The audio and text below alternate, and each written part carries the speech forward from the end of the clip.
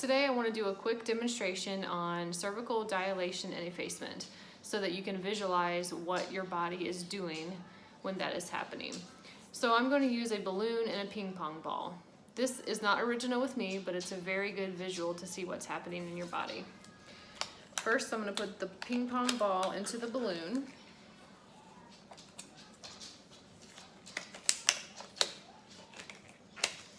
Now, the balloon represents your uterus, and the ping pong ball represents the baby.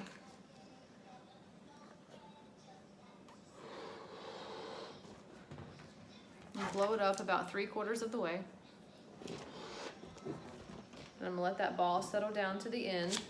And when you let go, the ping pong ball will keep the balloon inflated. So again, this is your uterus.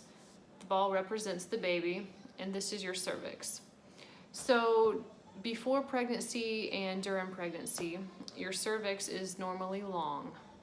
And when labor begins, it starts thinning out, going from long to short, and that's called effacement. And dilation is the widening of the cervix. So what exactly is happening in your body in order for that to happen? Well, let's look at contractions from the side. These would be your Braxton Hicks contractions, okay? No, not much, if any, cervical change is happening with Braxton Hicks. They can be very uncomfortable and they can last for a while sometimes, but it's not true labor. There's no change happening in the cervix. Braxton Hicks.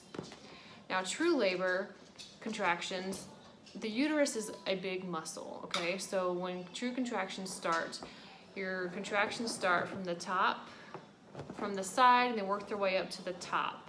And the contractions from the top begin pushing down. And as you can see, those contractions are starting to shorten or efface the cervix. Okay? Cervical effacement is happening, and we're getting some dilation there as well. So at this point, we would call the cervix fully effaced, 100% effaced, thinned out, and dilated some. This would also be a good time for me to point out that not only do contractions and not only does dilation and effacement require contracting of the uterus, but the baby's position is super important for this to happen as well.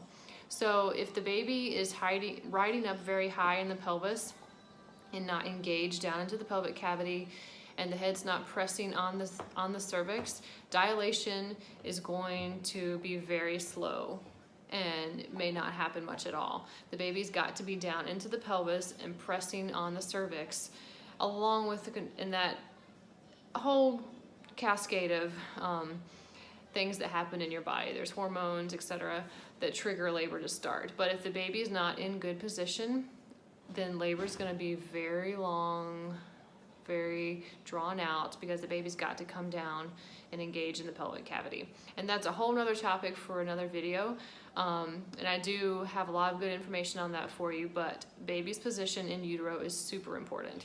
So as those contractions continue and the cervix is thinned out at this point, and we are dilated, so the thinning out of the cervix and the initial dilation is early labor, and that can take a while, especially for first-time moms. That can last for a very long time. So it's important to note that in early labor, just to try to relax as much as you can, rest, and save your energy for active labor and transition and pushing. So at this point, we are fully effaced. The uterus keeps contracting, the baby's pressing down on the cervix, we're fully dilated. We start pushing. The baby's right there, ready to be born. And with gentle pushing, you just gently, the body's contracting and we're pushing, the baby's born. So I hope that helps you get a visual and understand what's happening in your body when you are contracting and you're dilating and effacing. If you have any questions or comments, I'd love to hear from you.